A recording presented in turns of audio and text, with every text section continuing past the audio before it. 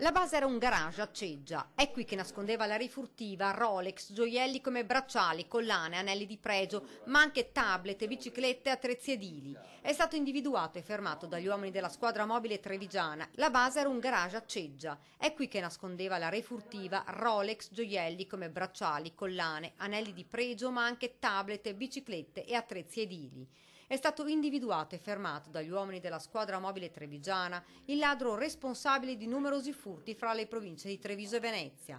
L'uomo, un quarantenne albanese senza fissa dimora ma conosciuto alle forze dell'ordine, con tutta probabilità non agiva da solo ed ora è caccia al complice. L'operazione è scattata dopo il ritrovamento di un'auto abbandonata nelle campagne di Povegliano. Qui gli investigatori avevano trovato un'impronta digitale fondamentale poi per le indagini ed uno scontrino di un bar.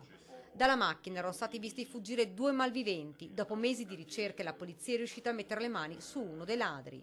La merce era nascosta sia in un garage che in una ex caserma militare abbandonata. Numerosi sarebbero i furti messi a segno nel trevigiano e nel veneziano e in particolare a Eraclea e Caorle. L'attività che svolgeva questo soggetto verosimilmente insieme ad altri complici appunto era incentrata prevalentemente sui furti in appartamento, ma non disdegnavano anche di derubare turisti e quindi accolti in strutture ricettive della zona. La polizia chiede ai cittadini che hanno subito dei furti di controllare la merce sequestrata e di rivolgersi alla questura.